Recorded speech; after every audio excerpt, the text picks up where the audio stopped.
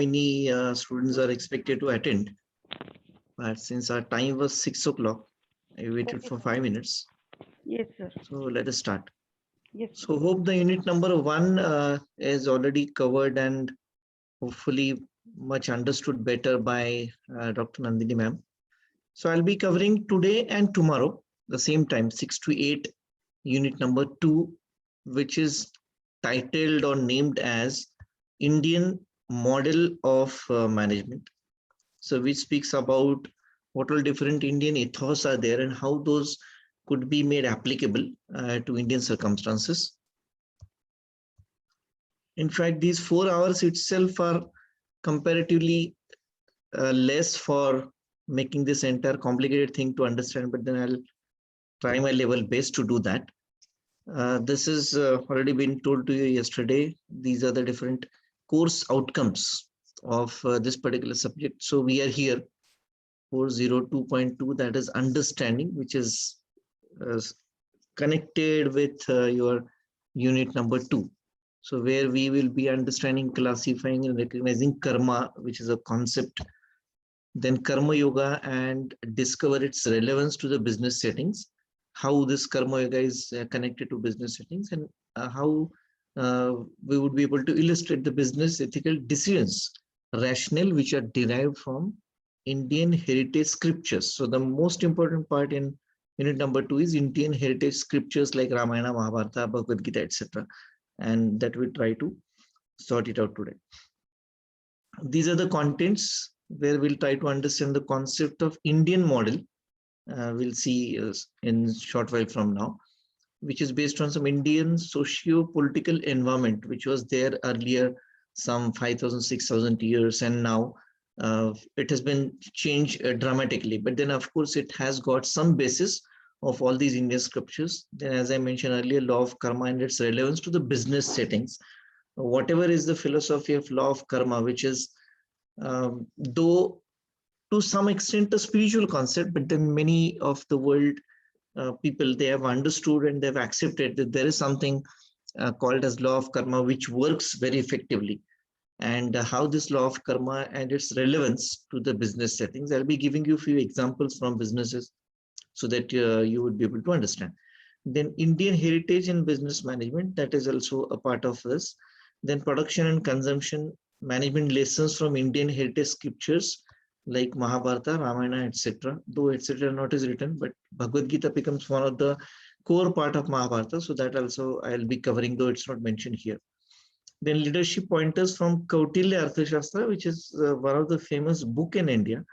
And then we have got few models to be understood: Veda model, corporate Rishi model, theory K, and WE theory, that is West East theory. So these are the contents of unit number 2, out of which we'll be focusing more up till Kautilya Arthashastra. Rest all are very easy and for your comprehension as well as understanding.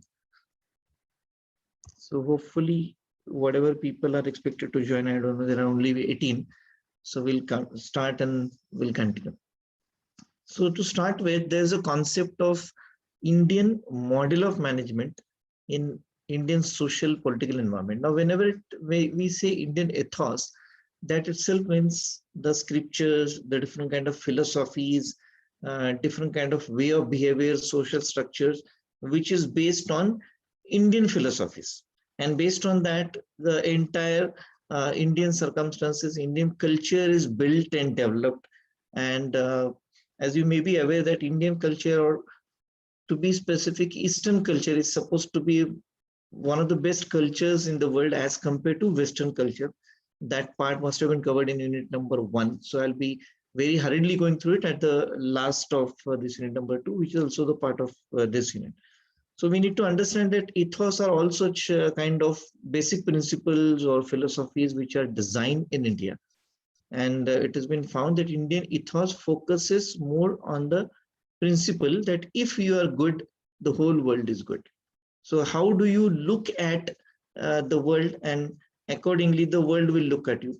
What you give to the world, accordingly the world will give back to you. So that is a concept here. So this says that if you are good, you will see the entire world also good. And if you are bad, you will see the entire world also as bad. So here there's an incidence from Mahabharata. So probably you might have seen it in some of the serials which are happening on television. So this is Mahabharata serial, and I don't remember whether this incidence was there or not. But then with reference to this particular principle, which we follow in Indian ethos, that incidence is there. The incidence says that there is a big people are gathered in this kingdom's king, ज्याला आपण मराठीमध्ये हे म्हणतो बघा, राज्यसभा म्हणजे तसं लोकसभा की जिथे लोक सगळे जमा झाले असतात. And then the king is there, he tries to sort out the problems of all the common people. So it is that kind of a gathering where all these ministers of king, then people, then employees of king, the entire kingdom is gathered, and it is a kind of darbar, ज्याला आपण अजून मराठी किंवा हिंदीमध्ये म्हणतो. So that darbar is there, and this is of course in Mahabharata. So where all these people from Mahabharata, characters from Mahabharata like Arjuna, Bhim, then Kauravas, and all these people are sitting. So Krishna, what it does, I presume that there are certain basic assumptions that you know that Mahabharata consists of Kauravas and Pandavas, and Lord Shri Krishna is one of the central character of Mahabharata. So Lord Krishna calls Yudhishthir, that is Dharmaraj, who is the eldest brothers of 5 Pandavas, and he calls him and he says that Dharmaraj, you can just go around in the people who have gathered here. There are thousands of people around. Just go around and find out one bad person in the troop, in that entire group of thousands of people. You just get me one bad person amongst the people gathered. So Dharmaraja goes around. It might be taking somewhere around 10-15 minutes for him to go around. He comes back and he tells to Krishna that Lord Krishna, there is not a single bad person in the entire group. Krishna says, okay, fine. Then he calls Duryodhana. So we know that Duryodhana is supposedly a villain in Mahabharata, provenly in the overall scripture of Mahabharata. So Duryodhana is supposed to be in typical Indian film language, we call him as a bad guy of Mahabharata. So this bad guy is told by Krishna, Duryodhana, just go around and find out one good person amongst this group. Of course, we presume that whatever Krishna told to Arjuna is not known to Duryodhana. So Duryodhana goes around and then he comes back to Krishna, and then he says that I didn't see a single good person in the entire group of these 1,000 people. So the incidents remain the same. The people who have gathered, those also remain the same. Whereas Dharmaraja sees not a single bad person in the same group, and Duryodhana sees not a single good person in the same group. So that itself proves, though quite a philosophical story, but that itself proves that if you are good, the whole world is good for you. So within, if you have got a good philosophy, good culture, the entire world will appear good for you. So very often we come across the people around us that they will always believe on certain people. They will always have faith in others because they always think that if I am not deceiving anybody, the person in front of me, he will also not deceive me, which may not be correct at today's situation or today's socio-political environment. So you cannot confidently tell that if you don't deceive somebody, that person in front of you will not deceive you. Because you are good, you think that whole world is going to be good for you. That is a basic philosophy, inherent philosophy, which we people possess and which is supposedly to be there. But in reality, the things are not working out because we are in amongst the 4 yuga, which are mentioned, the eras, what we say. We are in Satya Yuga. That is, we are in Kali Yuga. Satya Yuga is when Rama was there.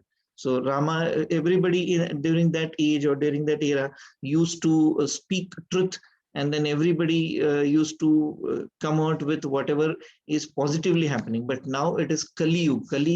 Kali was supposed to be one of the demons, and so all the people who are around us may not be like following this particular philosophy. And that's why the people who are majorly bad, the people who have got very downtrodden kind of philosophies, deceiving philosophies, cunning kind of the nature, the people who are ignorant. So those people are seen to be improving more, or those people are seen to be say kind of being more successful.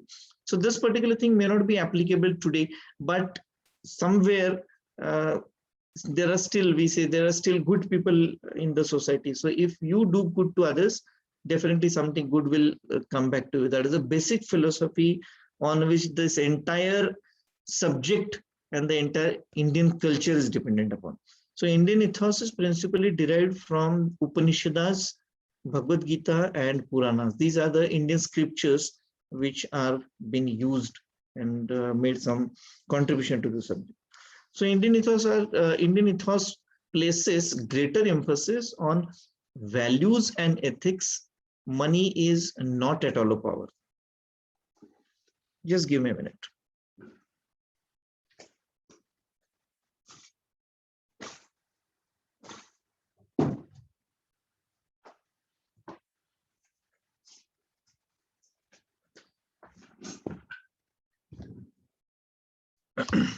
Yeah, so Indian ethos places or gives importance to or put an emphasis to values and ethics. So we always keep on talking. So I remember that there was one subject for you called as business ethics. So how these philosophies, which are designed in Indian society or Indian culture, created certain ethics and certain values for every individual, as well as for the group of the people staying in a society, and as well as the entire country as such. So India is known to be the country of values and ethics, as compared to majority of the Western countries where they may not follow all the values and ethics. They do have their own ethos. Like if you go to Western side like Europe, America, UK, they do have Christianism followed mainly. Whereas in India and most of the Eastern countries, we have got Hinduism which is followed, and Far East we have got Buddhism. So most of the Southeast countries, Southeast Asian countries, they do follow Buddhism. And all these isms, so to say, those are definitely having some kind of values and the ethics, basic principles based on that. So irrespective of which religion you belong to, irrespective of which caste you belong to, or irrespective of in which country you are born with, values and ethics are ideally supposed to be the crux or the base of any culture. But then that has been found very honestly followed in Indian culture, and we do not give much importance to money. We, in the sense, Indian people or Indian philosophies, not people, Indian philosophies. Whereas knowledge, good health, and sound character impart the real power. So the real power is amongst the knowledge which people possess. Then good health is being given a lot of importance. We have got yoga asanas, yoga, meditation, inhaling techniques, relaxation techniques. These all are contributors to the good health, and you may be aware and you should feel proud about it that all these yogas, yoga asanas, meditation techniques, those are been found by research, developed and invented in India. So we give a lot of importance to good health, even including all majority of this Ayurvedic medicines, Ayurvedic practices. So those are being born in India so that we can have all the Indians and every individual human being having a good or sound health. And of course, the sound character. A lot of importance is given with reference to values and ethics to the character.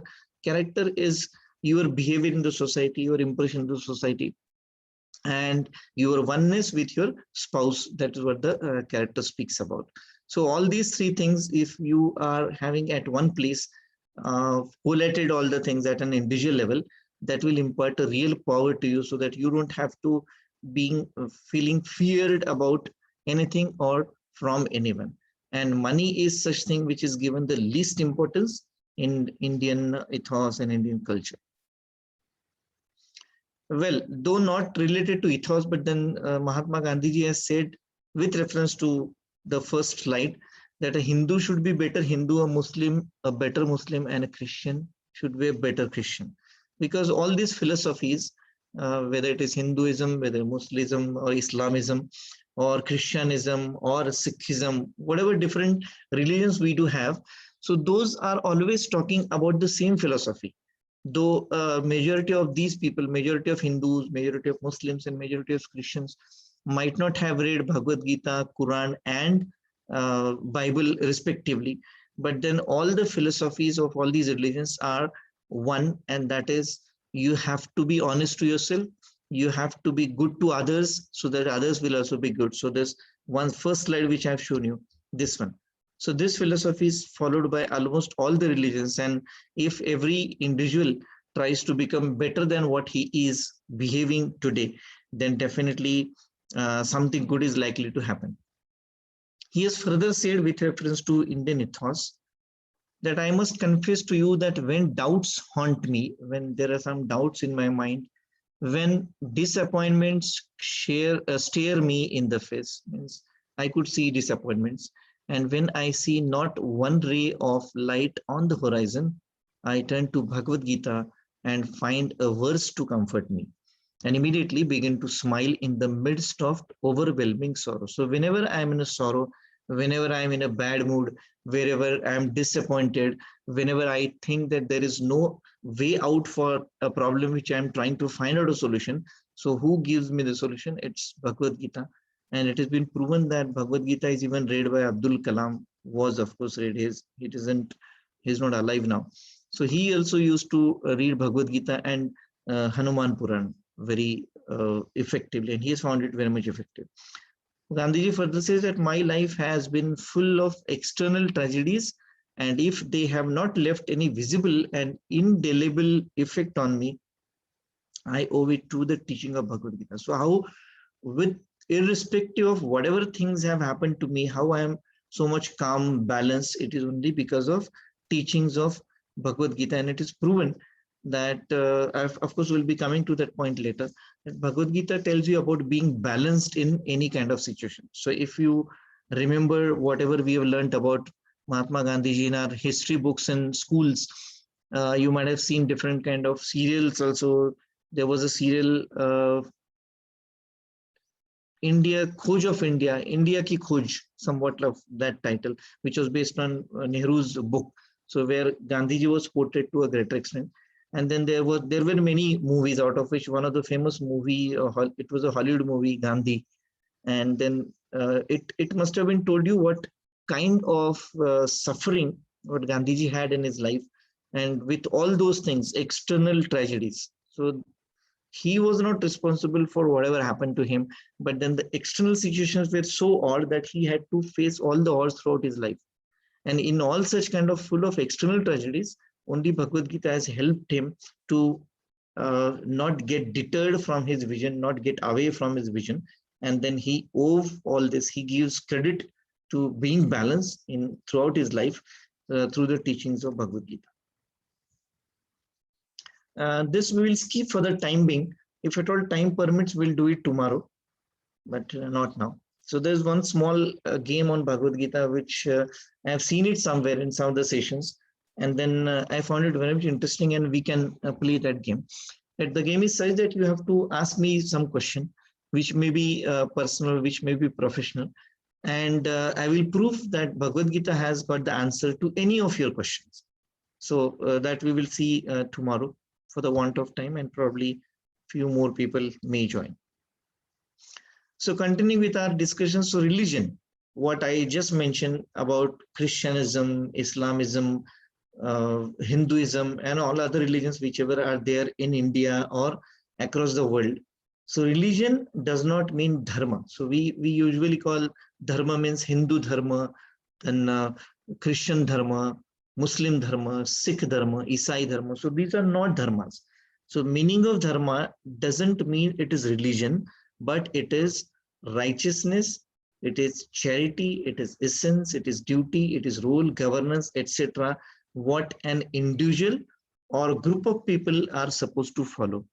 So it is nothing to do with Hindu, Muslim, Christian, etc. It is something to do with an individual who is doing some righteous work, means some kind of pious work or good work, someone who's doing charity, then essence of, there should be off here, essence of duty, role, governance. So whatever I am doing it honestly, irrespective of whatever is happening around me. So the people around me might be too much ignorant, the people around me might be too much cunning, people around me might be too many deceiving people, non-trustworthy people, characterless person, but then as an individual human being, I must be able to behave good and follow all the ethical norms And this is the thing which has been told by all the dharmas, irrespective of whether you are a Muslim or a Christian or a Hindu or some another belonging to another religion. So religion does not mean, so I should have underlined or make this word not bold. So religion does not mean dharma. So these all things will be meant by religion. So Indian culture, what we call as a Bharatiya Sanskriti, it is your upbringing from your parents. No parents will tell you to behave bad in the society. You may be, you might have been born in a very poor family, or maybe richest family, or maybe middle class family, in X religion, in Y religion, but none of the parents will teach you that you become a bad person. No parents would like their sons or daughters to be born with and be trained to become bad, unless that son or daughter joins some such kind of ill practices and ill activities, and he becomes unethical in the society. But otherwise, Bharatiya culture or Indian culture always is nurturing values like truth, righteousness, peace, love, non-violence, is true Indian culture. So a combination of all these and many more things which might come up during our session. Those are the things which are been building Indian culture. So we always speaks about, right from our childhood days, we have been told in schools, in colleges, and specifically even before going schools by our parents, the first thing that be true to yourself. Be always speak the truth. You might have been beaten by your parents for talking false or showing wrong results or talking something false about school and school teacher or maybe your friends, etc. So you might have been punished many of the times by your parents, because our parents, Indian culture, Indian parents would definitely try to make your child who's behaving true, who's always talking the truth, who's doing all such kind of righteous or good activities, then who's always try to maintain peace. You might have been punished again in the schools for fighting with somebody, because nobody around the world is ideally expecting to have war. So no fighting with each other. So have to have peace. If you fight with your classmate, then you might have been punished. Then spread love, then non-violence, which is again not fighting with each other. So these are all few basic principles which our Indian culture tries to inculcate in every human being when that human being is a child. Even the thieves or dacoits children, they are also not taught to do these kind of things, specifically by a mother, because mother is supposed to be the one who is helping the Indian culture to build. Therefore, India is called as a mother. Bharat Ma bolte. So it is because mother is the one who can develop such kind of positive things amongst the children. So these are all culture participants of our Indian culture. Then there is Upanishads, which I mentioned earlier. So they ask you to worship these four entities. One is your mother, your father, then preceptor and guest. So Matru Deva, preceptor is the ones who teaches you. Matru, Pitru, Acharya means your teacher, and Atiti means whosoever comes to your house, your guest. So we are supposed to respect, we are supposed to worship your mother, your father, your teacher, and Atithi means your guest who's coming to your home. Now in earlier days, I am talking about the days of Rama and Mahabharata. Whenever any Atithi guest used to come to anybody's house, he was given whatever he wants. He might be asking for food, he might be asking for shelter, he might be asking you to stay in your house for some days. Everything was allowed and everything was welcome. So guest is treated as Devo Bhava, means Matru Devo Bhava means mother is like, or mother is God, father is God, your teacher is God, and guest who comes to is God. And God was given a lot of importance in olden days. Even today also, all of us, or majority of us, I'm not saying all of us, majority of us do believe in some kind of God, maybe whatever God you might be worshipping. So we do strongly believe on that God.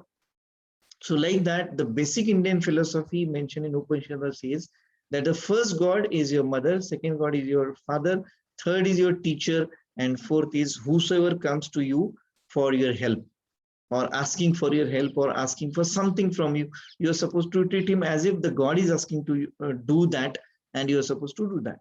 But again, with reference to we are in Kali Yuga, whether the person who's asking in front of you is asking from a pious thoughts or any negative thoughts in the mind, so that you cannot guarantee or you cannot foresee, but then still you are supposed to consider that person as a god and try to fulfill what he's asking you to do.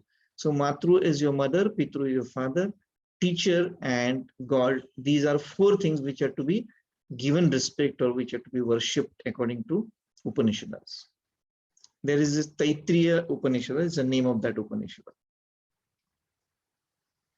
So Indian society also reverse the role of teachers, as the second last word in the earlier slide was you're supposed to consider Acharya means your teacher, the one who teaches you, irrespective of whether he's teaching you in school or colleges or maybe in PG, what you're doing right now. But it is not, we are not talking about those kind of teachers, that those are the teachers formally, but then anyone who teaches you something good, that can be that person can be treated as teachers. But of course, your school teachers, then your college teachers, your PG teachers, maybe if at all you decide to go for any further education, who's the person who's teaching you becomes your teacher. So those are the teachers who should be always worshipped for a reason which is here, because the teacher has got certain roles to be performed in the society, and teaching is the noblest profession of all, amongst all the professions around. It is also the holiest sadhana for self-realization. Sadhana is a kind of a meditation. So if you want to understand yourself, it is said that there's been very beautiful sentence about teaching profession, which says that if you want to learn, teach. So if I want to learn something, for example, if I want to learn this particular topic which you're discussing, if I want to learn Bhagavad Gita, I need to teach Bhagavad Gita, then only I'll be able to learn. Because when I want to teach you, or when I'm deciding to teach you, or when I'm teaching you, first I must understand, then only I would be able to teach you. So therefore, if you want to understand something, if you want to learn something, try to teach it, then definitely you will learn. For a very simple reason, because I can teach you only when I have understood it properly. Supposing, let's take the example of simple mathematics. If I'm trying to teach you all those complicated concepts like sine, cos, tan, integration, derivatives, some of the science students here might be able to recollect that from your school days. So I won't be able to teach you if I have not understood it properly. So if I want to inculcate certain good habits in me, that is possible, and I have to do it first if I decide to teach to you.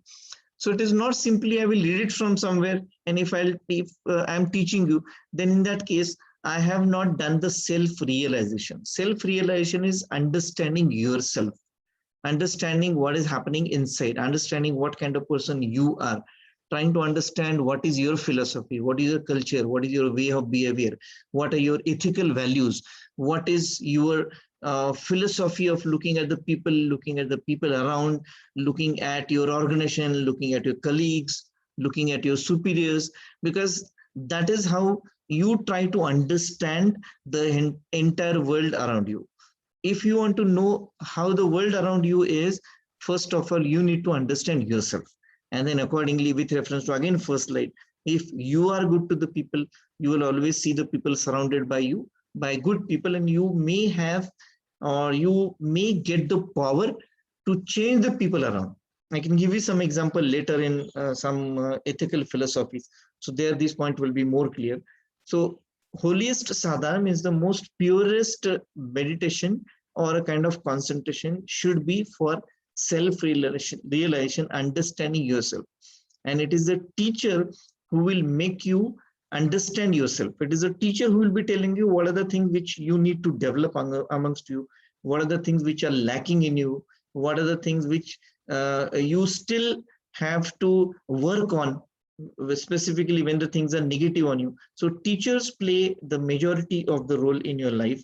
So teachers are to be worshipped and given importance because this self-realization involves the cultivation of selfless love and showering and sharing of that love.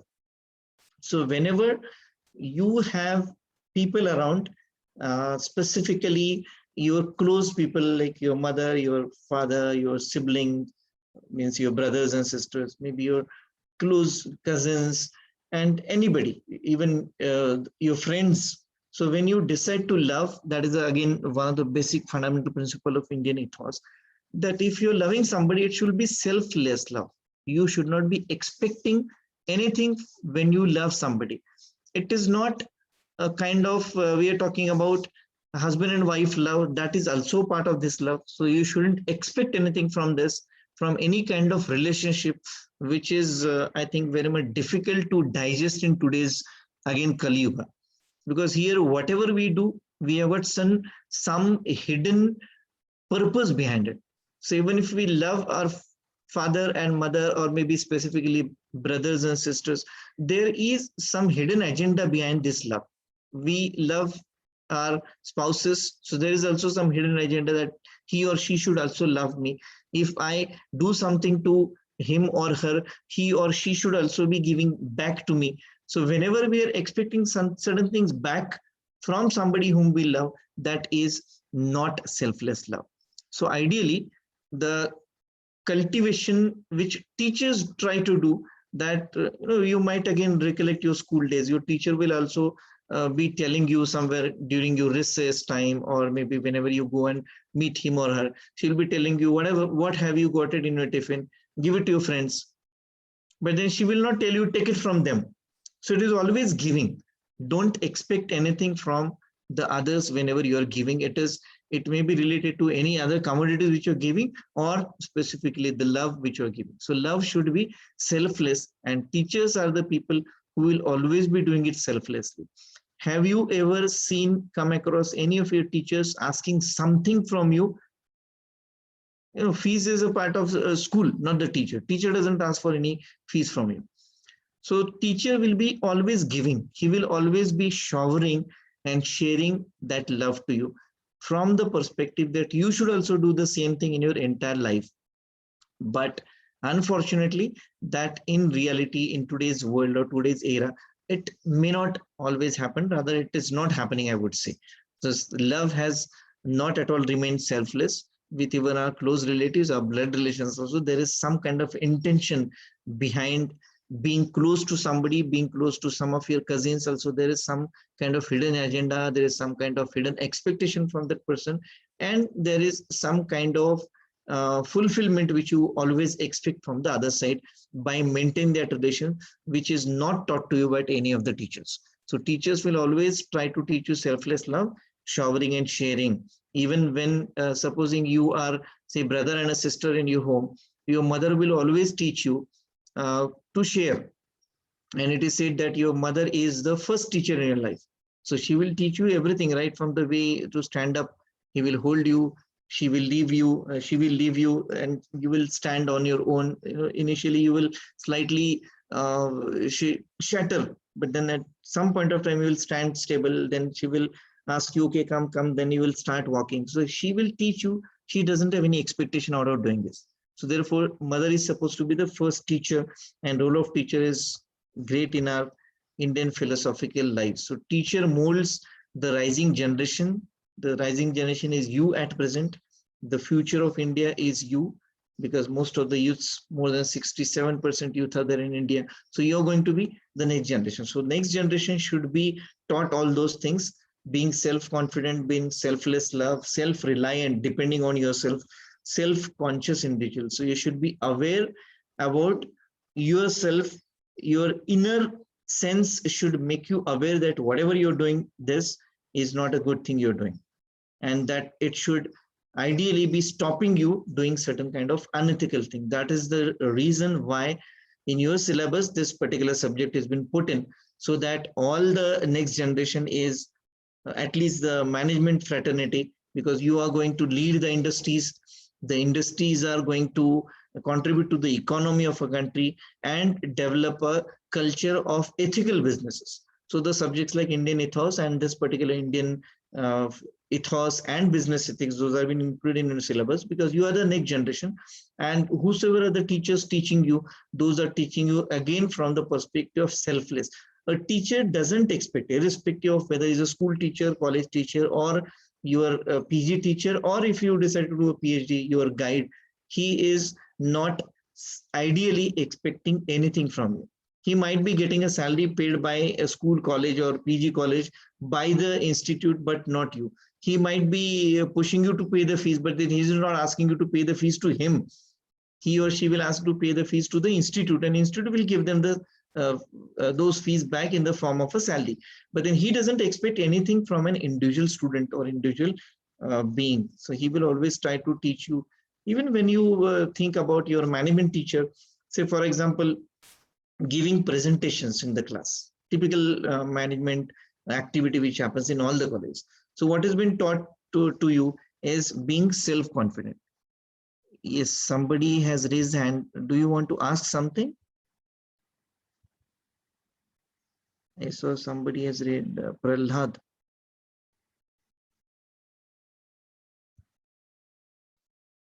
Okay.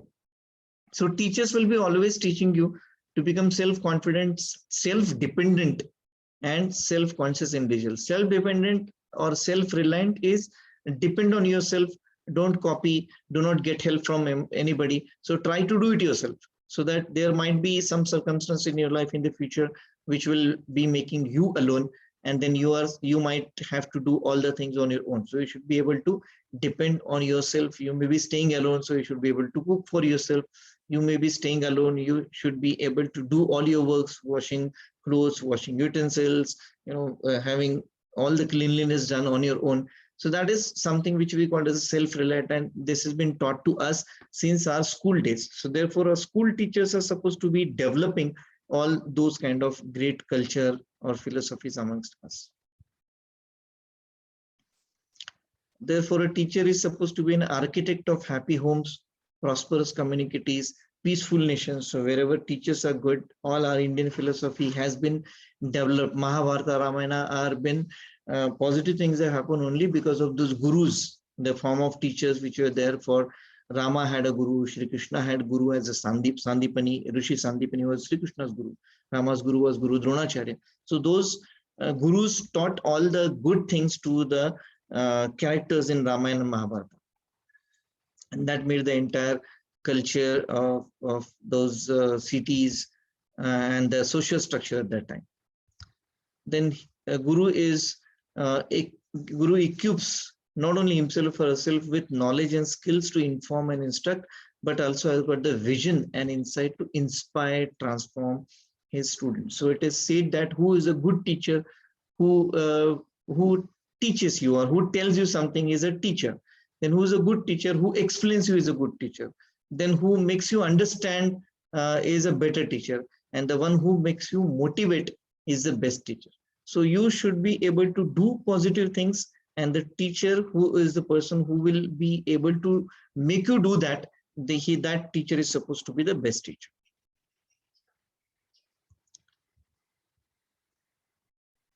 The reason is children absorb from the habits and manners, behavior and beliefs, the teachers and the elders. It has been very clearly seen even from your childhood that you try to learn from your mother first, and then when you start going to the schools, maybe nowadays you have got KGs and mini KGs and playgroups. When I was a school child, these kind of things were not there. Directly used to enter into first standard. So now there are around 3 years before first standard in the form of playgroup, then LKG and UKG, lower KG and upper KG. So 3 years more you try to be in schools as compared to our generation. Our generation used to go to the school somewhere at the age of 5 or 6. Now you go to the school at the age of 2.5 to 3.5. So you are at least 2 to 3 years more in the schools, and you try to learn from the teacher, because mother, your father, your parents and your teachers are the one where children will be absorbing. They will be learning many things from them by simply watching what the people are doing. So teachers must excel. Therefore, teachers must be themselves first. They should follow humility, simplicity, morality, integrity, so that education results in excellence. So if as a teacher, if I am humiliating somebody, it means I'm not respecting somebody's emotions. I'm not respecting anybody's maybe a worse situation at that particular moment, then I may not be a good human being and I don't have any right to teach to students. I must be very simple. I must follow all the moral principles, and I must have to have integrity with the organization where I'm working with.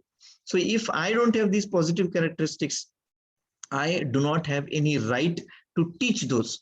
It is what is said as practice what you preach. Means if I'm preaching means teaching. If I'm teaching something, if I'm taking you or talking to you that you must be good to others, you must be self-reliant, you should not deceive others. It is first I should be doing those things, and then only I've got right to tell you. Because if the teacher has got all these moral characteristics, then only those characteristics could be absorbed by the children. Again, here in this slide, we are not talking about teaching. If I am found behaving odd in the society, my students will definitely will come and tell me, sir, aap kya aise behave kar rahe hain, humko bol rahe hain aise behave karo. So it is as simple as understanding that. So children will always observe you. Younger children or the children from management institute, they are definitely mature, so they will see, and they are likely to put this kind of blame on you. What is your behavior? You check your behavior, sir, first, and then you talk to us. And the people of your generation and post-graduation students, they do have that kind of daring, I would say, to go and talk in these kind of languages to the teacher. So teacher, irrespective of at what level he is teaching, whether he is teaching to schools, colleges, PG, and going ahead to PhDs and post-PhDs, etc.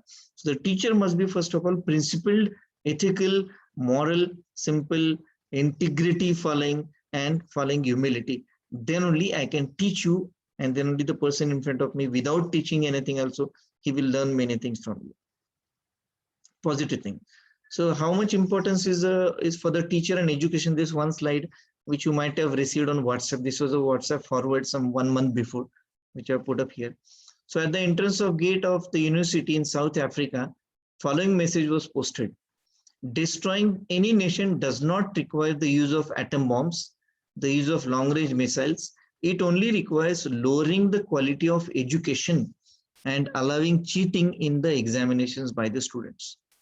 So if you do this, if you lower the quality of education, if you allow people, students, I mean, to cheat in the examination, copying in the examination, then the entire country will definitely get destroyed, because parents die at the hands of such doctors, patients die at the hands of such doctors who are ill-educated, building collapses at the hands of such engineers, money is lost at the hands of such economists and accountants, humanity dies at the hand of such religious scholars, justice is lost at the hands of such judges, and the collapse of education is the collapse of nation. So you don't need to have, as written here, you don't need to have atomic bombs, you don't need to have missiles, you don't need to have even corona to destroy the nation. What is needed is just reduce the quality of education. Try the schools and colleges to cheat each other, to cheat in the examination.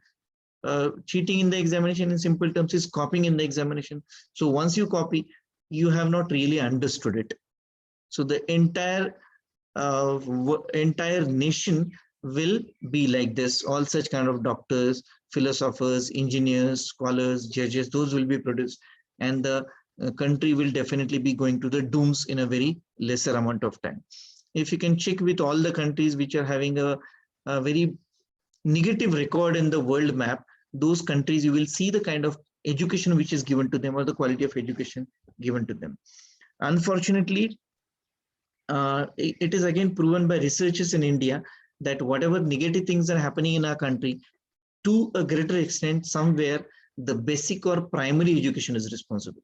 So if primary education is of rich quality, primary education is trying to imbibe, inculcate all these positive things amongst the children, then they will definitely become a good nation builder. To give an example, I had been to Japan somewhere in 2014, so around 7-8 years before, and then I just inquired there. I was there for attending a conference for 15 days. I was there, and I just went to visited some schools and universities there, and it was a very surprising thing to know for all of us also.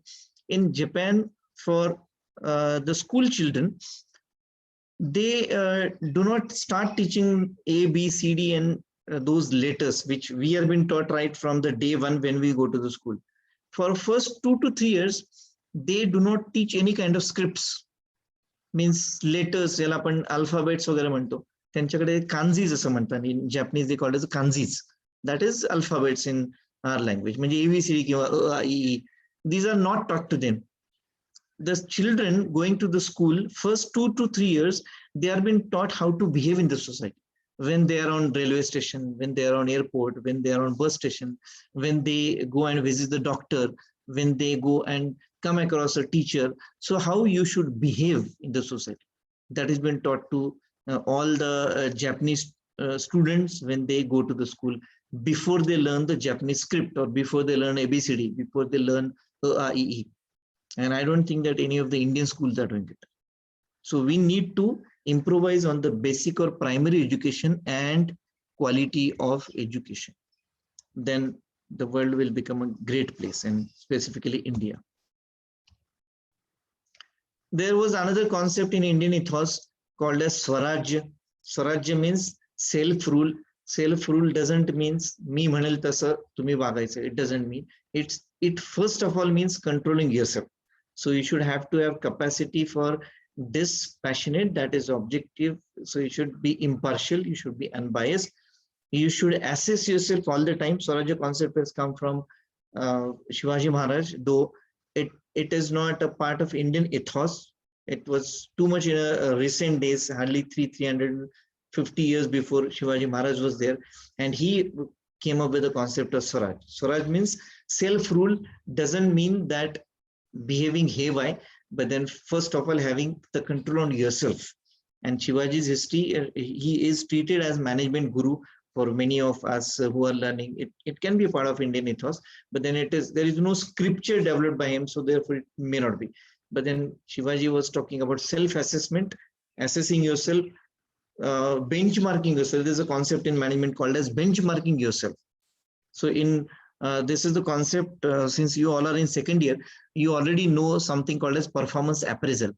So when you go to the organization, or when you start working in a organizational culture or in industry, so there is an appraisal which happens every yearly or maybe 6 monthly. In most of the IT company, it is in after 3 years also. So what do? They check your performance, and they will always give you that this time or in this appraisal you have got B+ grade. In your next appraisal it must be A, and to get that A you are been given more target. But then in the place of company giving you the targets of going from B+ to A, you yourself should be assessing that no, I've got B+ this time, I must have to get A grade next time. So this is a simple example, or simple, I'm trying to make the thing simplified. So self-assessment is you try to analyze yourself, where you are lacking, what are the things which you need to develop amongst you, what are the things which you have to improvise in your areas of specialization, where you need to learn more. So you try to assess yourself, compare with yourself. It is called as self-assessment or self-benchmarking. So benchmarking yourself is comparing yourself with yourself. So you try and compare your own performance last year. This year I need to give more better performance. Last year I was not knowing this. This year I am knowing it. So thanks to Corona that this Zoom thing is happening. But earlier, I think before last March 2020 rather, nobody was knowing this software. Nobody has used. But then it is want of time. So you need to learn other software which are available for such kind of things. A very simple example to understand, because last year this was not required. So this year it is required. Next year something MI will come up, then AI will come up, and we need to learn and adjust ourselves to whatever is happening around. It is assessing yourself where you are lacking, assessing yourself where you do not have your abilities, assessing yourself where you do not have competencies or potential to compare with somebody else. Whenever in our institute placement happens, you always get jealous about the person who gets placed, but then you never have thought of why that person could get placed and why you didn't get placed. So you need to do the self-assessment, because you were not effective in your interview, Why you were not affecting very much effective during the interview? Because you were not having the knowledge, or you couldn't answer the questions. Why you couldn't answer the questions? Because you didn't have a knowledge. Why you didn't have a knowledge? Because you didn't study. Why you didn't study? For so other reasons. So if you try to get the answer that why you do not get placed, the answer will boil down to you, and it will tell you that you are the reason, not the institute, not the placement faculty, not not your teachers, but you yourself are responsible for that. So from that perspective, you should always have the ability and the habit of assessing yourself and controlling yourself. Then you should be self-assessment or self-ceaseless, means you should not be stopping doing anything. You have to keep on continuously doing things. Self-purification, improvising within yourself. Purify is, if you got some bad thoughts, you're supposed to clean those thoughts and make it more pure and more pious. And growing self-reliance, so depending on you. So if you follow all those things, then only you are following Swarajya. Swarajya is nothing to do with only dominating the people and following, making others to follow the self-rule, as most of the political people or the politicians want to do. That doesn't mean Swarajya. Coming to the very fundamental principles, there was this Bharat Muni, who was Indian theatrologist and musicologist. He has come out with a concept of Navarasa, which you might have learned in Essentials of Psychology for Managers, where there are 9 kind of expressions with every human being on the earth who is born on the earth in any country across the world, or 200 plus countries. He must be able to, rather he is by birth able to express with the help of Navarasas. Rasas means emotions, Nava means 9. So there are 9 kind of emotions: sorrow, hatred, disgust, then happiness, anger, and there are a few more, I don't recollect all. But then all those 9, if you can just give a search on Google, Navarasa, you will get the pictures along with some Bharatnatyam figures and facial expressions. So all those facial expressions could be seen on the face. All those 9 expressions we can have on the face. Veera Rasa is one, then Adbhut Rasa, Ashcharya is one. So I guess I have told you all 9. And these are developed by this Bharat Muni. He was basically theatrologist, means dramatist. Those people who are from Pune. So we have got a theater in Pune called as Bharatnatyam Mandir. So that Bharat name is given after this Bharat Muni, who comes from our history. And then there was another Bharat, King Bharat. And based on this King Bharat, our country is known as Bharat. And he was descendant of Adi Pandavas from Mahabharata. And he was son of Dushyanta and Shakuntala, one of the famous characters of mythology, on which Kavi Kalidas or poet Kalidas has written a very big creature or scripture by the title Meghadut. And that is one of the, is said to be one of the biggest poem in the world. And it speaks about Dushyanta and Shakuntala affair, love affair, what we say in typical today's circumstances. So it speaks about this couple and how they fall in love with each other and how they got married. Of course, both were belonging to the kingly families, and then they developed the entire country or the culture at that time. So Dushyanta and Shakuntala had a son who was a very brave son, as you could see in these pictures. So he was so brave that as a child, he used to play with tigers and lions and all the wild animals from. And so because of his braveness, our country is named after Bharat as Bharat. And Bharat Muni has nothing to do with naming our country as Bharat, but then it is King Bharat, after whom our country is named as Bharat, and India is an English translation. I think India is the only country where Marathi and English names are different, whereas rest all countries, they have got a same name in their own language and in English as well. Then we are talking, Indian ethos is talking about spiritual leadership, which is also translated in Sanskrit at Rajarshi. It is a combination of Raja, that is a king, and Rishi is a sadhu or a monk, the person who doesn't have interest in all such kind of families, then getting more money, getting more and more purse benefits, collecting the things. He's not interested in it. Whereas Raja is the one who's the richest person in that entire kingdom. So combination of these two will be helping. That is a very fundamental principle and philosophies which are Indian ethos as. Even if you talk about Mahabharata or Ramayana, there used to be always a rishi. There always used to be a rishi or a guru who used to guide that Raja, who used to guide that king, and the king used to follow whatever his guru used to tell that Raja. So all the kings at the older times and the mythological times, they used to follow some guru, some rishi, some kind of elderly people, some kind of a worshipable person, and he used to guide Raja, and Raja used to lead, and that leadership was called as spiritual leadership. And it at that time also it used to be quinquennial convocation, that is repeating after 5 years assembly. So even that time also people have thought of Raja or the kingdom in chargeship has been changed after 5 years. I think that is continuing, and that is happening in our political system today. So after 5 years there are elections, so that the king should be changed if the king is not behaving properly. That is a philosophy which has been used in today's circumstances still. But in these 5 years, ideally and philosophically and ethos wise, should be devoted to tyaga and seva.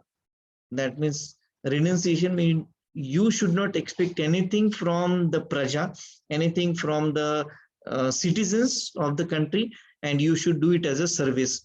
That should be the ideal leadership of the politicians.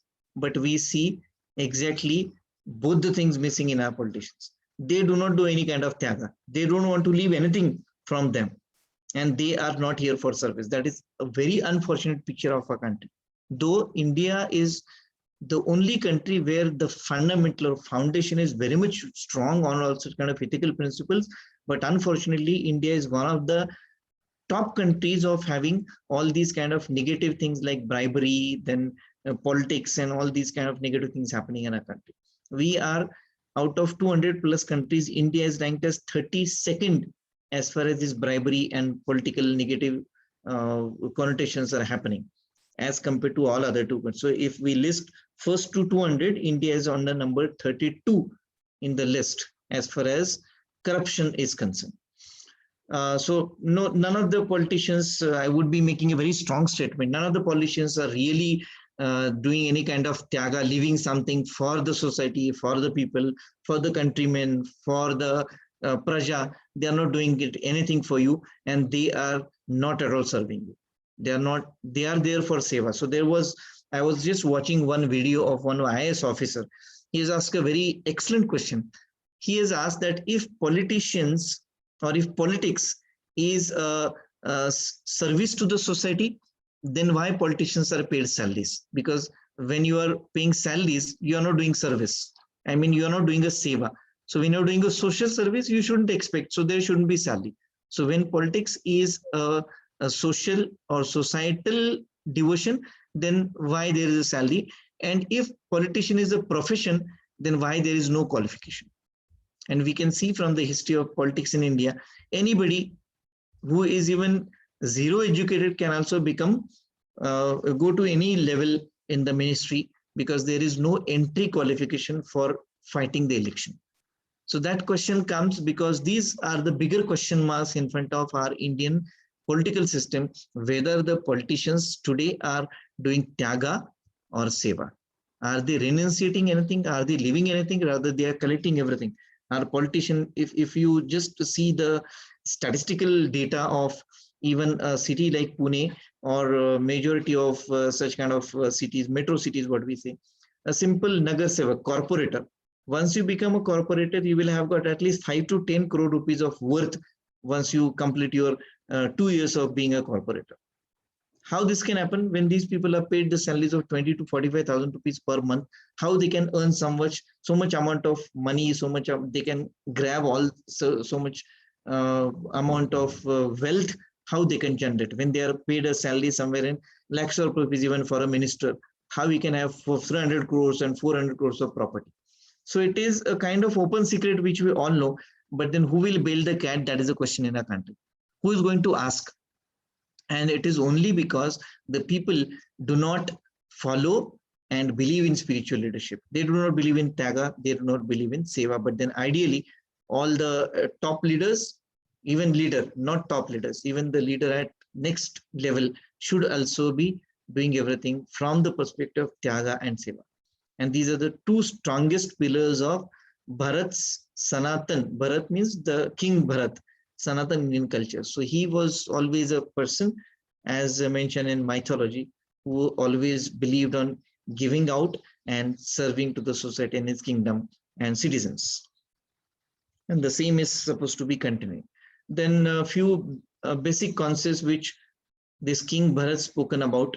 These should be the 4 goals of every individual. Dharma is not religion.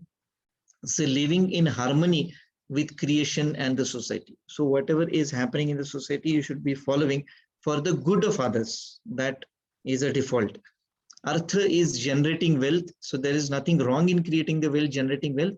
But then this wealth should be of good education, good health, good character, and then comes material well-being. And then comes all your money, then bungalow, your cars, then making a property for your next generation, etc., for oneself and others. But first you should earn the wealth of education, good health, and good character. Then you could go to these material well-being. That is artha. Artha, all these 4 words are Sanskrit words. Dharma, artha. Kama is satisfying your basic desires, which are extended part of artha. That is a life of comfort, health, enjoyment, respect for one's family and community. So basic desires is your basic bodily needs, basic pleasure needs, and those all you should try to fulfill. And that is what is called as kama. And moksha is attaining the spiritual fulfillment of liberation. Now, to make this simple, if you can remember the concept of Maslow's need hierarchy in our first semester's organizational behavior subject, the 5th level of Maslow's need hierarchy speaks about this part, attaining spiritual fulfillment or liberation. There's a concept of moksha, which simply means that you should do so good when you are there born as a human being that you will get a place only in heaven. So forget about it, because most of us may not believe on this concept of heaven or hell, or none of us is really aware whether these really exist or not. So forget about what happens to you after the death. But then try to think of attaining the satisfaction to yourself, which is the last level of Maslow's need hierarchy. That is self-realization or self-actualization. If you can remember, that is a 5th level. So self-actualization means understanding what you have done in, like I am running 54 now. So what I have done in my last 54 years, and then I am very much satisfied in whatever I have been doing. If I have deceived somebody, if I have bribed somebody, if I have corrupted somebody, if I have taught something wrong thing to somebody, then at this age of life, I will always, which is said to be the fag end of the life, I will always feel bad about what I have done in my life. So there is no point in repenting at the age of 50, or when you're reaching to retirement, or when you're reaching to the end of your life. Fag end jise bolte hain. There's no point in repenting at that time that, oh, I shouldn't have behaved with somebody like this. Oh, now I repent that I should not have fought with you. And still, you do not want to come up further and say sorry. No, he should come to me. Then that is where I am not trying to attain this. So we're not talking about going to heaven or earth. That forget, keep those things aside. Whether we are actualizing ourselves, whether we are satisfied with our life, whether we think that people will be saluting you, people will be respecting you for what you have, what you have done in your life, and then people talk good about you, that is a self-actualization.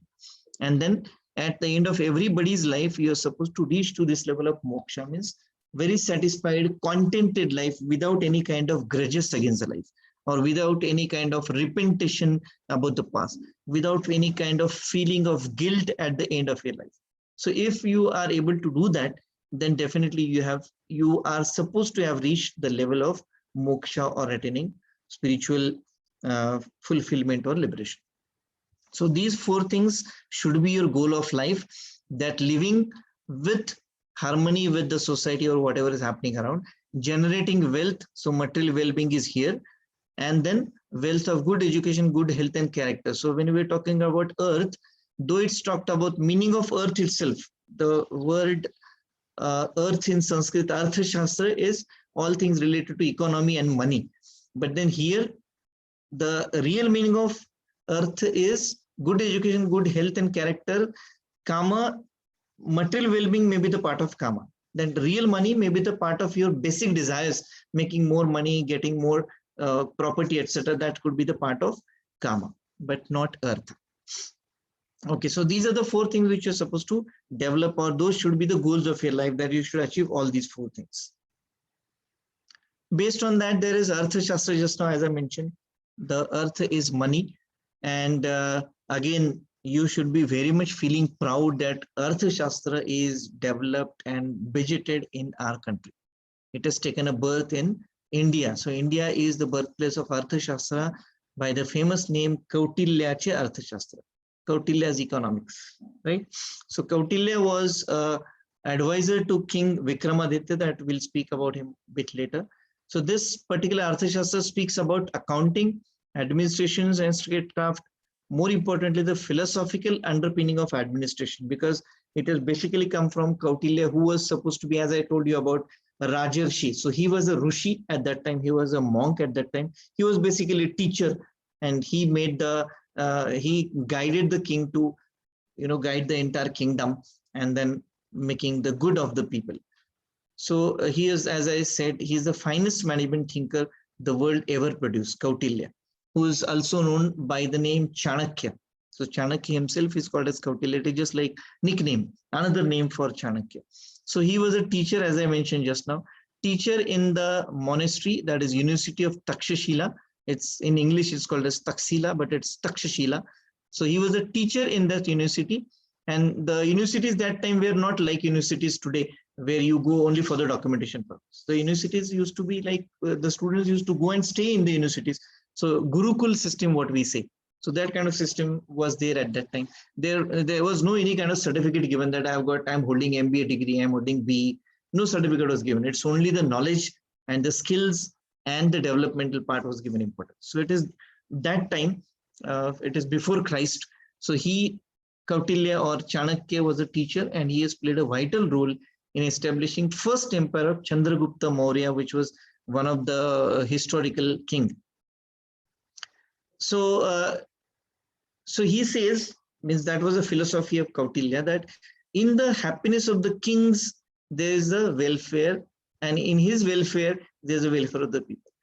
In simple terms, if the king is happy, then only he can make the people in the kingdom happy. If the king has got a lot of money to use, then only he will be able to use it for the benefit of the society and the citizens. But is it really happening? Again, just now, 5 minutes before, I was discussing about the politicians. Is it like that? Do they use the money for the benefit of others? Definitely no.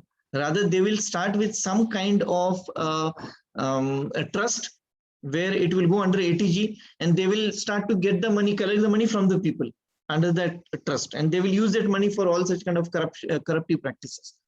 So kings today means the different kind of ministers or politicians, starting from very basic level of corporators, they are supposed to be like king. So first of all, they should be happy. Most of the time they are not happy, so they cannot make the people around happy.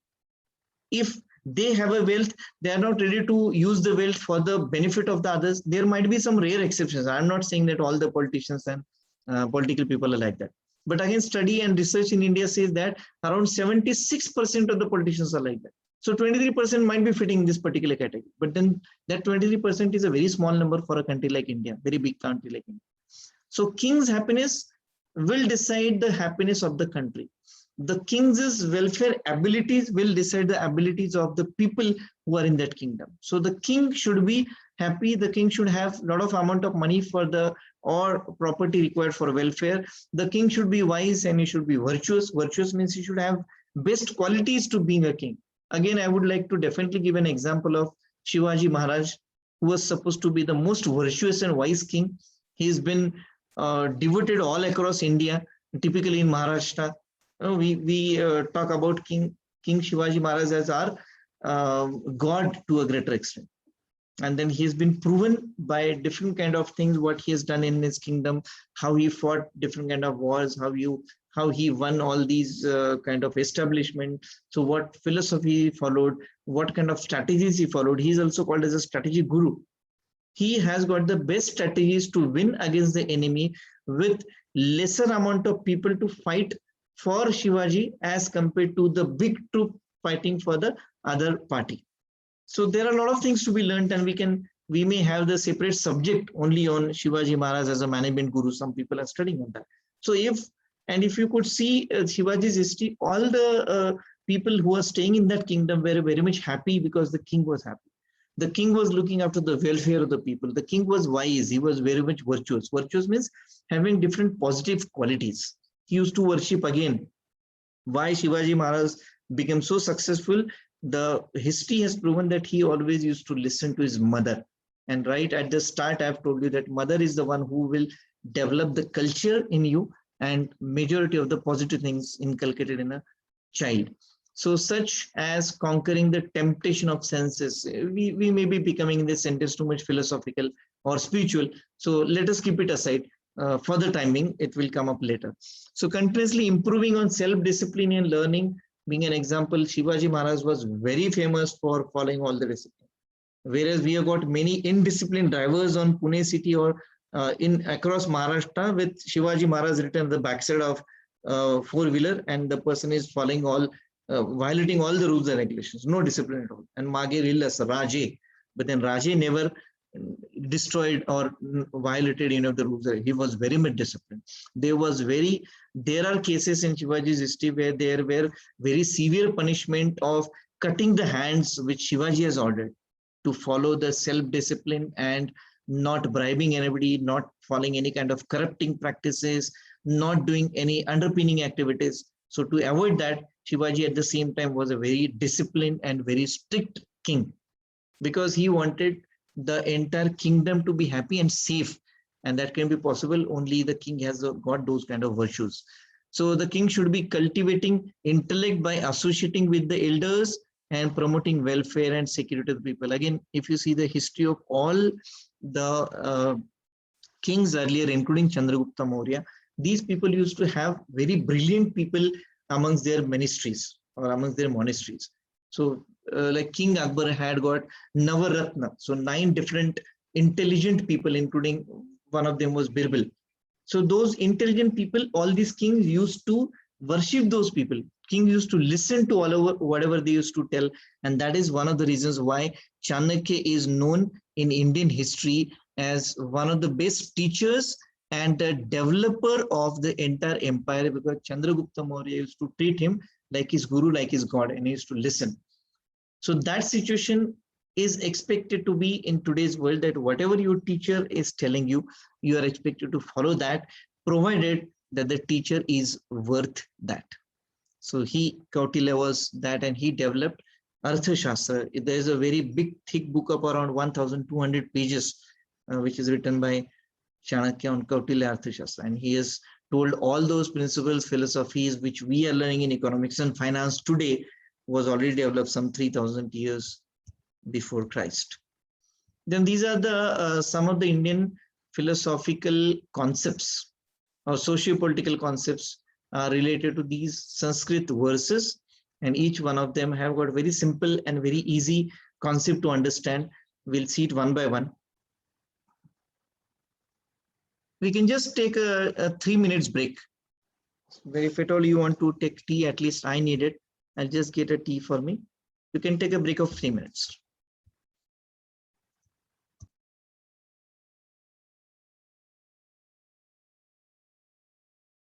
And still your tea. Okay, so yeah, as I was telling you, these are the 8 concepts, as I would say, in typical Sanskrit we call as Subhashit. Subhashit means the one which speaks good. So these are the 8 Subhashits or concepts in Indian model of management, which depicts or which talks about Indian social political environment, and that should be the philosophy with which even we should be behaving even today. So these are 8. The first is taken from Upanishads, though I forgot to write it here. Second is from Rig Veda, and all these where these numbers are there in the bracket, these are from Bhagavad Gita, and these are the chapter number. So 4th chapter in Sanskrit is called as Adhyaya. So out of 8, 4 are from, 6 are from Bhagavad Gita, 1 is from Rig Veda and another is from Upanishad. So as I said, we'll go one by one. First is Paropakarartham idam shariram, means our body is for the benefit of others, not for yourself.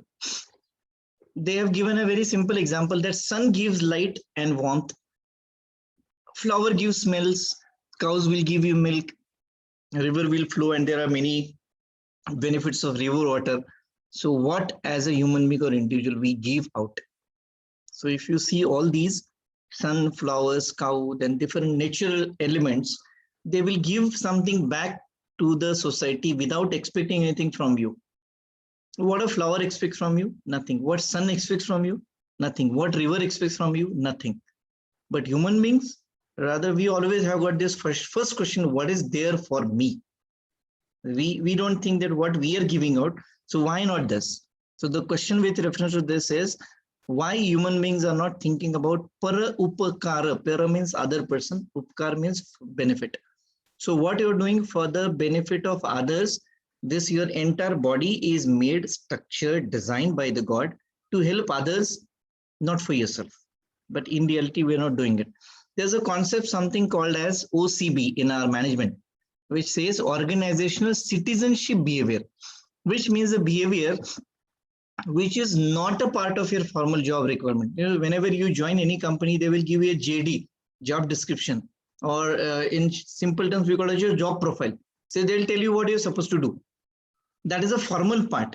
Whereas OCB says that it is your behavior which is not defined by that designation, but it promotes more your effectiveness, who will be going beyond the formal job requirements. So as a part of job responsibility, I will follow all those things because it is the salary is paid to me by the organization because I am doing my job duties. But then what you are doing, going beyond your job requirements for the benefit of the organization, that is what it is talking about, organizational citizenship behavior. OCB is a concept.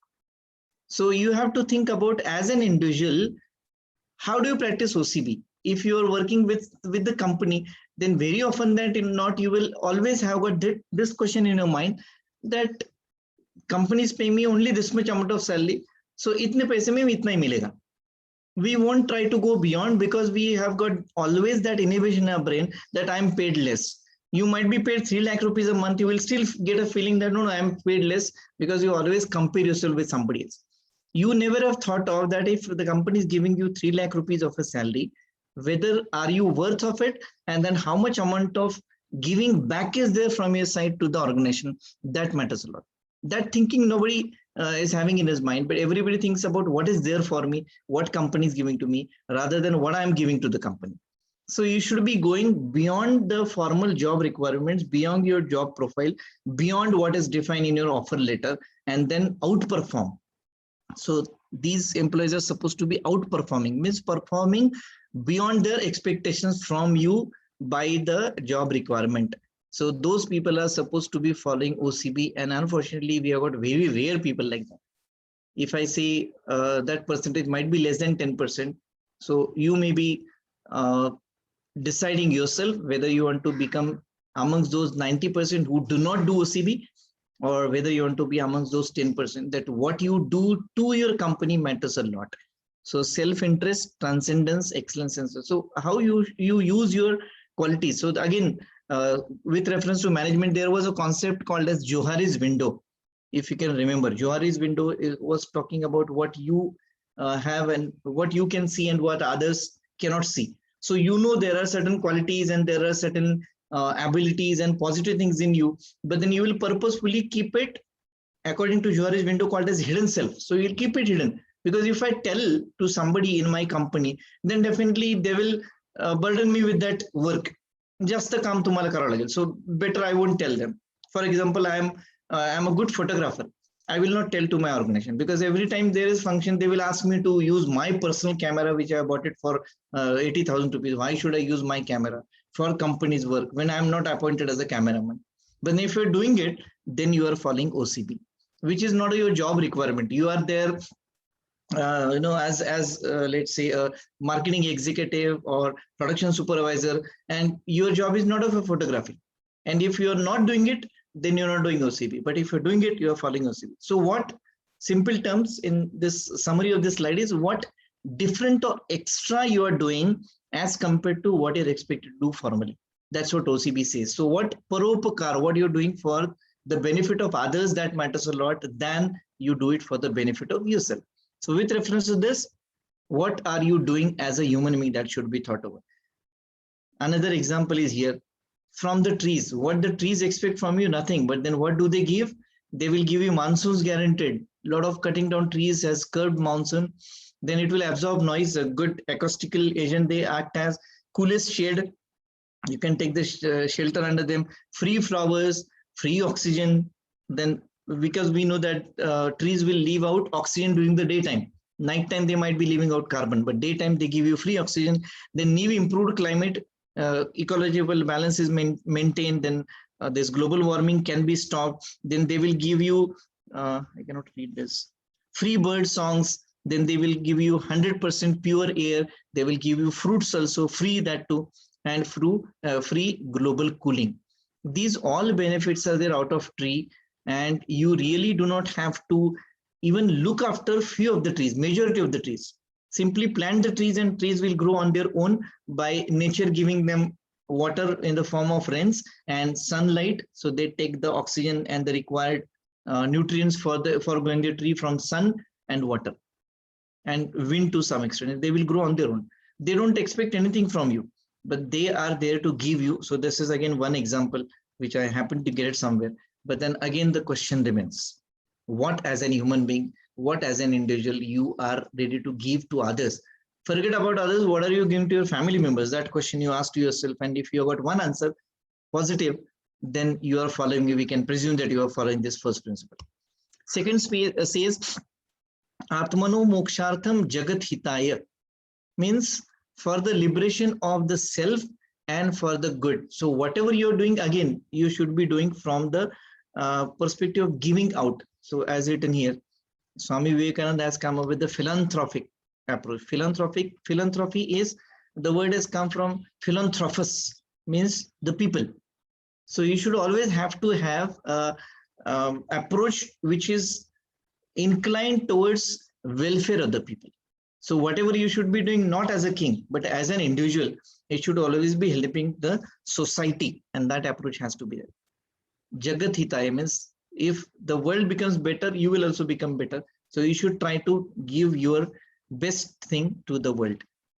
Third is Yajnaya Charataha Karmaha, means how much you are sacrificing. You have to sacrifice.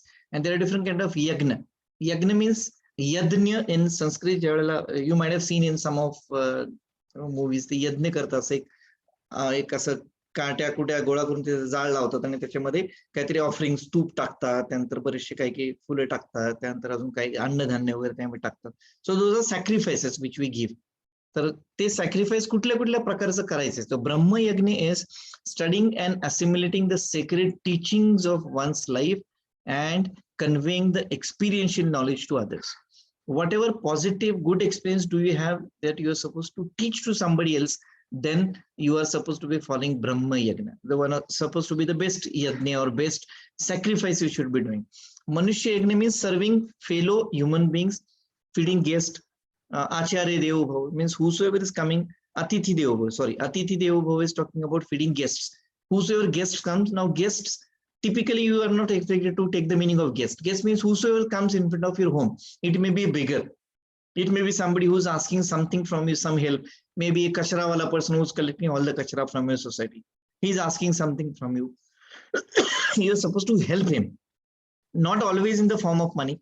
You can give him food. You can help their children to teach. So there are many such people who are doing some kind of social work of teaching poor people, teaching the people who are staying in the slum area. That is where they are doing Manushya Yajna. That means serving human beings, serving people around, serving the civilized people around. Pitru Yajna means honoring one's ancestors. You know, we have got a concept in Hindu philosophy. ज्याला आपण पितृ पक्ष म्हणतो. So Pitru, by literal meaning of Sanskrit, is your father. But then another hidden meaning is all your ancestors, your father, forefather. We don't say foremother, forefathers means your earlier generation, earlier to our generation. So you have to honor, and during that Pitru Paksha, which is I think in the month of September, you recollect, you remember your forefathers and you worship them.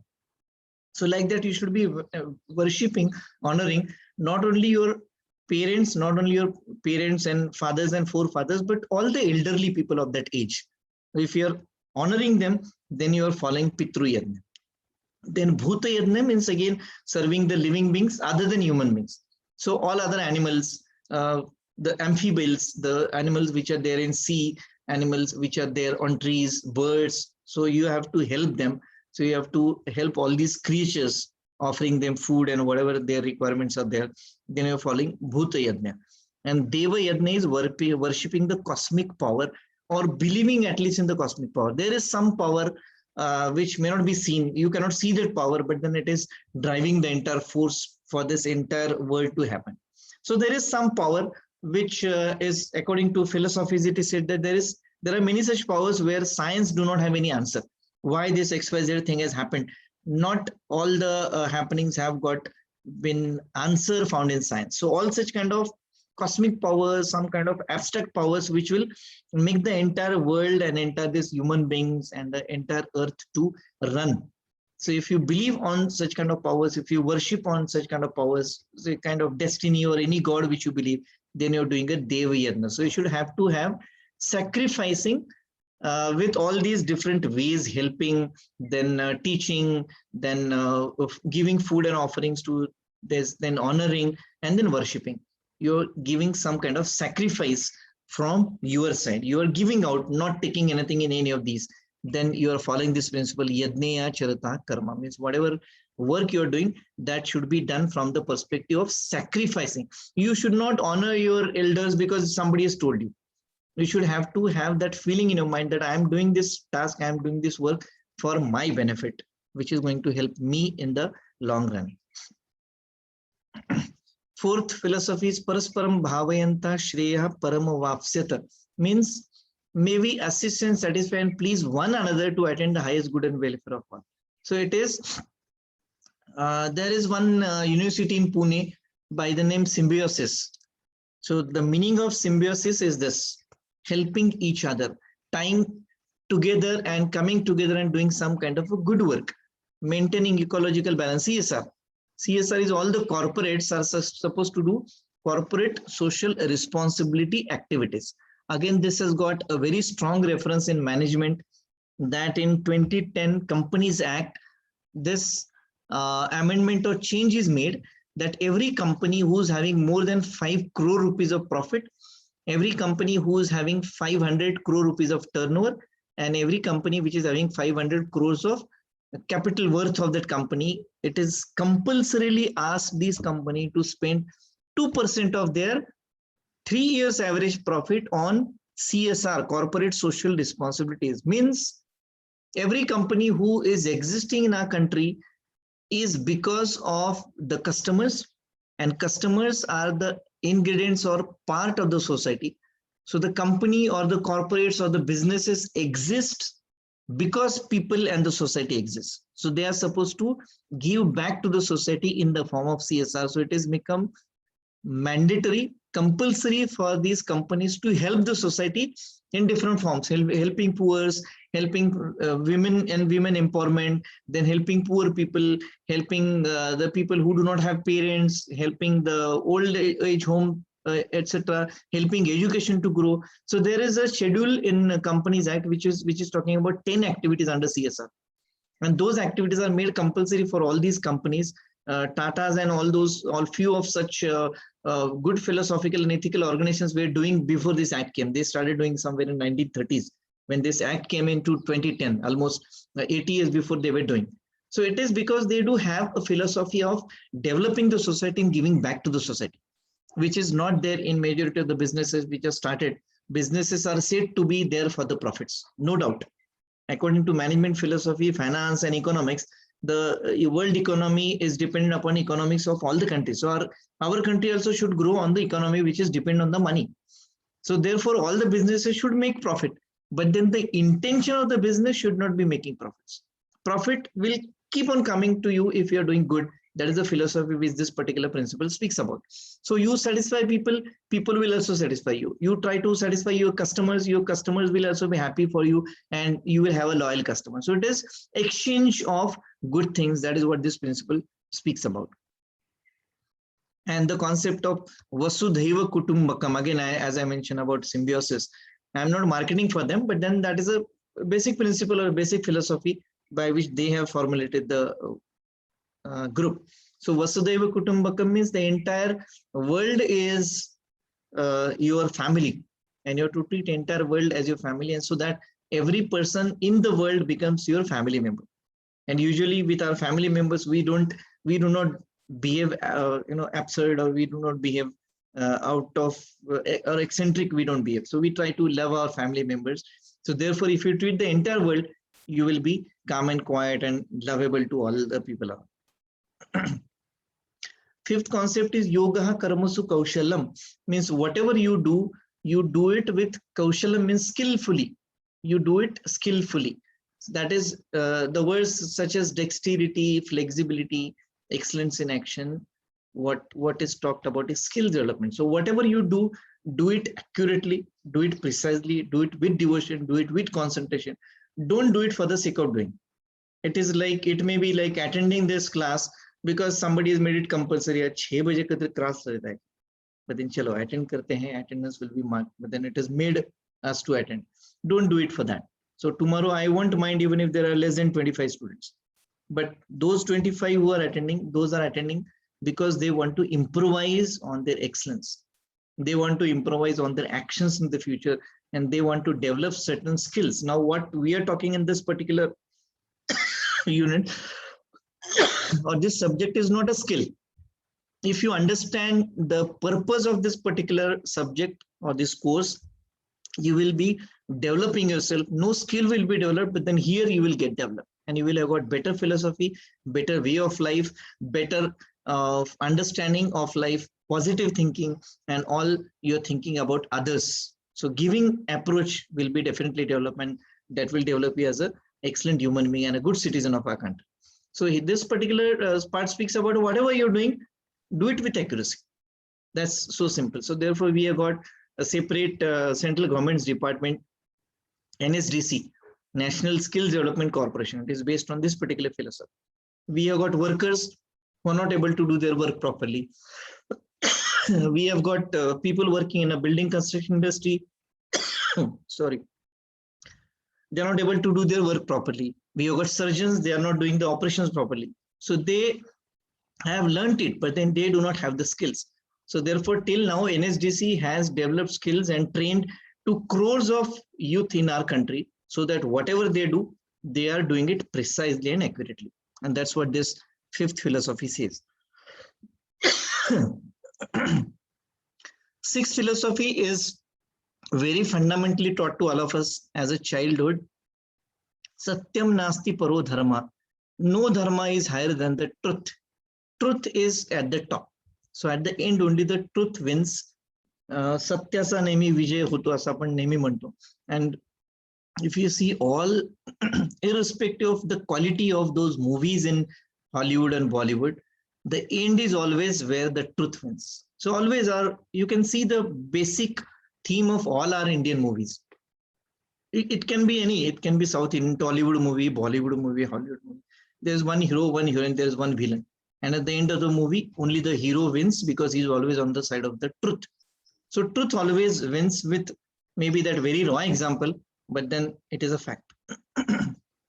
So it simply means never go back on your words, never talk false, and never commit something false. Never go back on your words means whatever you commit, follow it. So God is Bhava Priya, means God likes to have your internal offerings. God will not be asking anything.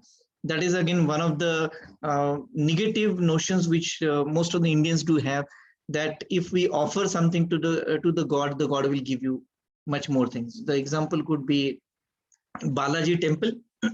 That is supposed to be the richest temple in the world, because people literally I've seen on television. I had never gone there. That I've seen on television, people literally drop gold in the box which is kept outside, because they think that if we offer gold to this god, the god will give me 5 times or 10 times or 20 times of the gold or wealth. Might be true, might not be true. It totally depends upon how much you believe in. But then no god is in reality expecting any such kind of thing from you. God doesn't do any business with you. That's a typical thing in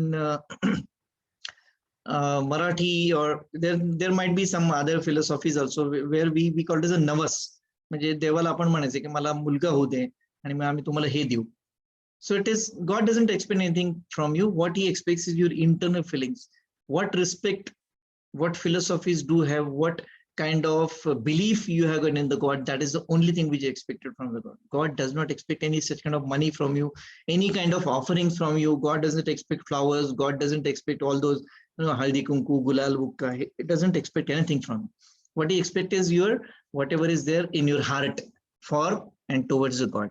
And whereas human beings, they do crave for external. What is there for me? That I had spoken.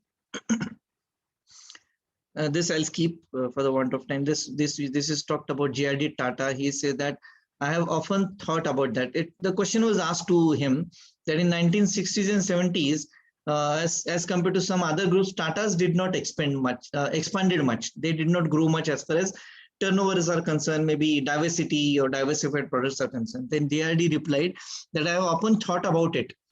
If we had done the same, some of the things then some other groups have done, we would have also been twice as big as they are today. But we didn't, as we'd not have done it in other way. So in simple terms, we always followed the truth. We did not do any unethical practices and unethical businesses as the businesses in 1960s and 1970s. I'm purposefully not taking the name of those businesses or names of those businesses which are founded or maybe grown up big by some of the unethical practice. I'm not saying all, but some of the unethical practice those businesses have done, and those have grown to such an extent that they surpassed J.R.D. Tata to a greater extent. And then J.R.D. replied, we know the way they have prospered. We could have also been double than that, but then we didn't want to follow that because we believe on truth and ethical practices of business. And for your information, that Tatas are supposed to be, or Tatas are supposed to be known as the ethical business houses in India. So dharme nidhanam shreyaha means no duty is ugly, no duty is impure. We always consider are wo pune hai, are wo kachra wala hai. But then if it comes to you, you should not treat any kind of work as an impure work. If required, you should be able to clean your own toilet. I don't know how many of you are doing it, but then you should not treat that work also as an impure work. Any work is always a pious work or a pure work. So therefore, at the time of Ramayana and Mahabharata, that's a typical Mahabharata philosophy. So there were only 4 types of people, 4 classes of people, or 4 castes of people.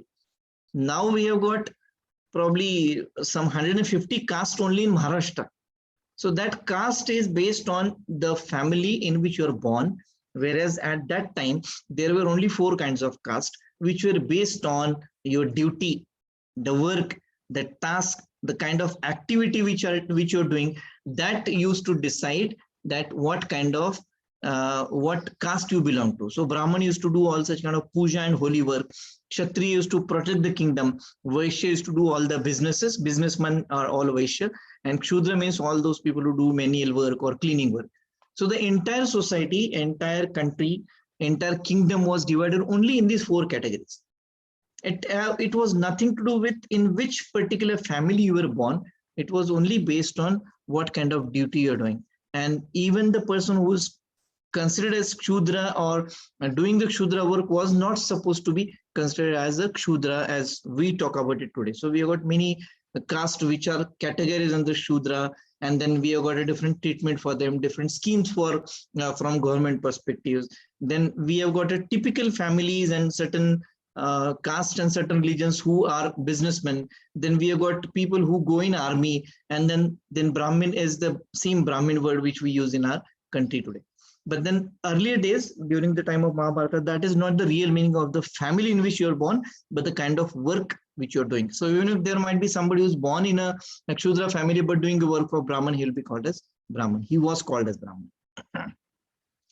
Last is nahi kachyat kshanamapi jatu tishthate karmakrit, means there is nothing which can be done or you're doing by sitting idle. You really cannot do that. So due to the influence of hidden qualities, we cannot even for a moment remain without doing a work. Even if you're sitting idle, you're doing something, that you're sitting idle, or you're taking a rest. When do we sit idle? We do nothing. When we're exhausted. So when you're sitting idle, also that time also you're doing some kind of a work, in the sense that you are taking a rest so that you can get energized for the next work which you're doing. So why we should work? To purify our mind. What is the work? Work should always be sacrifice. How to work? Tyaga and service, Tyaga and Seva. And what is the spirit of work? What is the motivation behind the work? Excellence and perfection. So if you do this, then you are automatically following. So you are, in a way, every time you are following any or the other of these four things.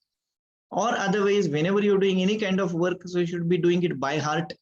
You should be doing it from the perspective that I'm giving out something to the person who's likely to get benefited, or the organization who's likely to get benefited. I'm doing it as Tyaga. I don't expect anything from, I'm doing it as a service. And whatever I do, I should have excellence and perfection. And then only it is said that karma yoga will happen. Then only you will be said to be achieving that karma as a target. So these are the 8 philosophies. In just last 5 minutes, we'll cover this up, and then we'll meet tomorrow again. Salient features of Indian social economical. So you should focus on the Indian social political environment that actually focuses on lifestyle. So there is a concept, again, to connect it with management. There's a concept called as QOL, that is quality of life. And it has been found that quality of your life depend upon QWL, that is quality of your work life. So the more better work life you have, the more satisfied, contented, and happy work life you have, your personal life is also going to be very much happy. So try to avoid confrontation, try to avoid fights, try to avoid disputes, quarrels unnecessarily at the workplace. Your personal life will also be happy. That is a basic philosophy of focusing on the lifestyle. Then focusing towards business policies. So considering the current business situation, the business environment should be favorable with all the ethical businesses. And then existence of human orientation and values, that is a fundamental principle of the entire subject. Hard work, truthfulness, obedience, good manners, peace, harmony, customer care. Why that is required? Because you know that we are here because of the customers. Mahatma Gandhi just said this statement that customer is king. When? In 1905. 115 years before he has said this statement, which is true today. That time it was not true, the customer, but then he has foreseen that. That's why Mahatma Gandhi is called as a visionary leader. So he could have the vision of to see after 115 years, 100 years, what is going to happen. He could see into the future. We do not know what is going to happen tomorrow. That's why we are not the people like Mahatma Gandhi. So he was supposed to be visionary, means who can see into the future. The future is, he could see that the future of the entire business is going to be based on a customer. So whatever customer wants, I have to give you. So customer satisfaction surveys, keeping your customers happy, call centers, why all these things are there? Because we want your customer to be happy and giving always best from your company. And that is based on human orientation and values. Simple living, simple thinking, again, with reference to same Mahatma. So he always, he was never wearing ties and blazers, after he came back from Africa. Very simple living, but high thoughts. That is the philosophy which we should follow.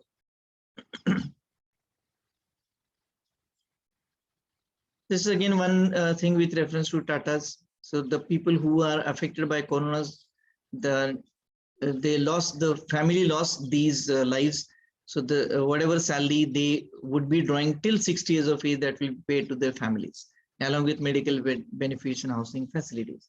The expenses of their children's education till graduation in India will be borne by company for all those who are affected by COVID-19. So this is done by Tata, because they follow for only the giving philosophy, the philosophy of giving back to the society and back to their own employees and people working for them. There can be a separate, again, a session or a separate subject only on Tata's philosophies. So those are so much philosophical. I'll not read it. I'll be circulating the same PPT to you. You can read it later, which is again all the same thing which I've been talking about since slide number 1. If you're good, the whole world is good to you.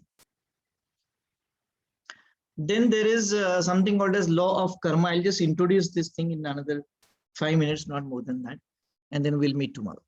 So there is a concept called as karma, is work or a task which you do. It's a Sanskrit word. Karma means kama. Kam means work. So whatever work you do, so for whatsoever a man soweth, the same shall he also be reaped. This is said by King James Version of Bible. So Bible also says the same thing. Quran also says the same thing. And the entire Bhagavad Gita, which is based on Karma Yoga, law of work. So as you sow, so shall you reap. Means whatever you sow the seeds, the same thing will come out. If you sow the seeds of apple, there only will be the tree of apple and no other fruit will come. So whatever you sow, you will get the same back. So if you do good to the people, you will get good returns out of it. Again, it comes to the same first principle where we started. That's what law of karma says. Then there's a concept of sanchit. Sanchit means whatever good things you are trying to accumulate. People today are trying to accumulate wealth, which is not sanchit. Sanchit means what you accumulate, in fact, what you collect. So there is this story which I'll tell you to end this today's session. There was a rich man who was so much rich that he has got abundance of money. म्हणजे आपण मराठीमध्ये म्हणतो ना, पैसा जाळला तरी जळणार नाही एवढा पैसा त्याच्याकडे होता. So once he was just traveling to some another country, and the person, the cab driver, and he was very rich. This is a real story of somebody, some Indian businessman. I don't know the name, I've forgotten that. So he went out of that cab and then he gave that cab driver money in whatever currency he was in the country. The cab driver gave him back the remaining money. He said to the cab driver, no, you can keep the change. The cab driver says, no, I don't want any extra money. Whatever I am due to get, whatever I am eligible to get, I will only take that money. You can keep this money back. This rich man got so much stunned by this particular small incident that he came back, and then he started thinking. He thought that someday I'm going to die, and then I know that whatever I have earned, this money, this all property, I cannot take anything to wherever I go, maybe after I die, hell or heaven. So he declared, and he is given an advertisement. He gave an advertisement in the newspaper that I want to take all this property, all this money with me after I die. So I want solution from somebody. So if somebody gives me the solution, he will get 50% of my property. I'll be giving it to him. So there were many people who came to him and giving some kind of suggestions, some impractical suggestions, taking all the things after he died with him. So there was one person who came, and then he gave the satisfied answer to this person. He said that, sir, you must have traveled to different countries. He said, yes, I have traveled to maybe more than 100 countries across the world. So when you had been to US, what currency you use? He said dollars. Okay, then when you had been to UK, what currency you use? He said pounds. When you had been to yen, Japan, yen I use. Malaysia, ringgit I use. So he said that whenever you go to any country, you have been always using the currency of that country. So if you want to carry whatever you have right now to the place wherever you're going after the death, so you will be going to treat it as some another country. So they have got a different currency, and that currency is a sanchit, means what you collect is your good work. So you try to increase more of your good work, accumulate more of your good work, and that you can carry it as your property when you die. And that is where the concept of sanchit. That is why, again, coming to the first slide before I end, if you do good to the people, the good things will happen to you. So you have to keep on doing good things to the people around, irrespective of whosoever that person is connected to you, related to you, not related to you. So try to accumulate good things so that only good things will happen to you. And that's what law of karma says. right? It ensures accountability. And Vivekananda said about this law, all the strength and support we want is within ourselves.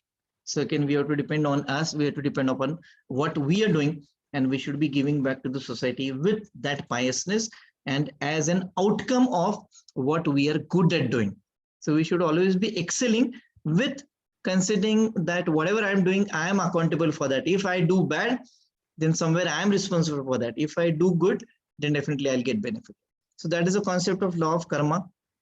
And I shall end with this statement from Bhagavad Gita, which says, Uddhared Atman Atmanam Atmanam Avasadayat Atmaiva Atmano Bandhur Atmaiva Ripunatmana. Means you yourself is your friend, you yourself is your foe or enemy. So if you think negative, only negative things will happen. If you think positive, you will be helping yourself. And that's what law of karma actually works out.